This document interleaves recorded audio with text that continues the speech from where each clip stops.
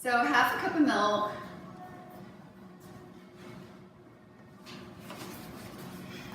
And then 7 eggs.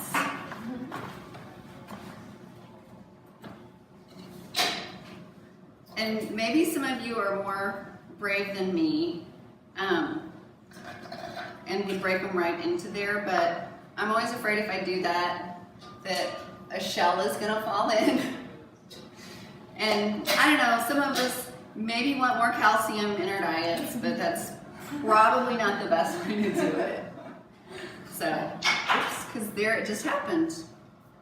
I'm starting to have visions of the Saturday Night Live Julia Child skit in my head. I love Julia Child. Have you seen the Saturday Night Live No, thing? I haven't. I'll have to watch it. Is that the one where she cuts her hand? Yeah. Yes. Oh my gosh, actually yes. It's pretty terrible. It's Dan Aykroyd pretending to be Julia Child. Yeah. I haven't seen that Julia movie though. That's cute. Mm-hmm.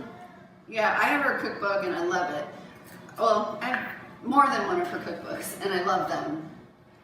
In one of her cookbooks, The Way to Cook, she talks about how disappointed she is that she can no longer find stew hens in the grocery store. And this was written in the 80s, and she talks about how she has to go to a farmer now to buy stew hens, which is really interesting. Has anybody here ever cooked with a stew hen? Yeah, see, it's a lost art. Like, old laying hens now usually get sold to pet food companies and get ground up, which is really sad because honestly, stew hens are like the most delicious meat ever. They have so much flavor.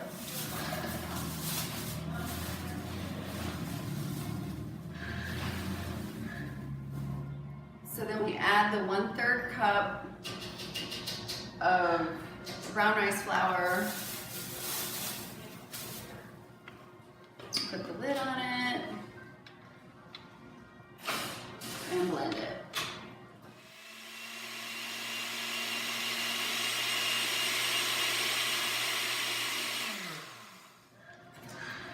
So then we just need to butter the pan.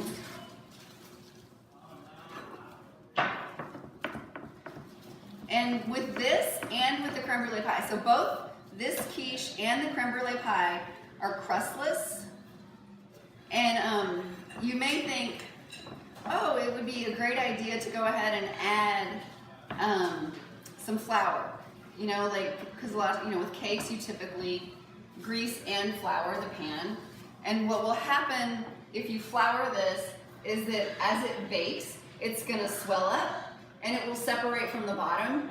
So you're gonna have this giant cavern in the middle of your pie or your quiche where it's gonna wind up like that thin, after it's popped, comes up and then cooks like that with all that air underneath and then falls down at the end. So to keep it nice and even, you don't need to add any flour to it. So there's that. So then we're just gonna take the broccoli and arrange it in here. If you use, which is pretty typical, if you're gonna use any kind of frozen veggies here, you would want to thaw them first, because otherwise it can be a little watery, especially if it's spinach.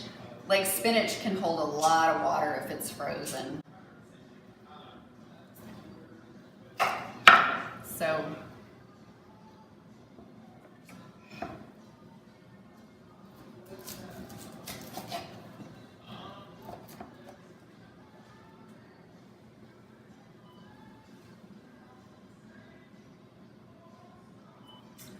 you guys are gonna fill up because since so few people came to class.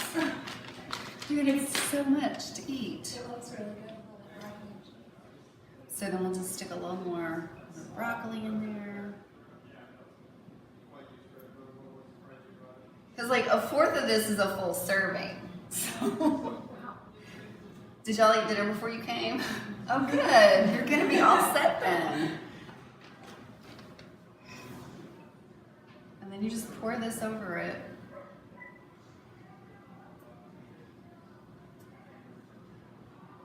And I already preheated the oven to 350 degrees. And now we are just gonna put it in the oven. Does it matter if it's a glass or a metal pie pan? It cooks a little bit differently, so you just have to know how your pie pans work and how your oven works. The one thing that really messes it up is if you have a Pampered Chef stoneware pie pan, because it is so thick. Like, you really have to increase the cooking time with that. I have a false graph quiche dish, which is stoneware, but you know, it's thin. Like, it's half the thickness, I think, of that Pampered Chef one. And so that doesn't affect it at all. Whether I use the glass or the false graph quiche dish, they still takes about the same amount of time. But the Pampered Chef stoneware is just so thick, it does take a lot longer. That is it for the quiche. Does anybody have any other questions about the quiche? Do you know how goat's cheese would do?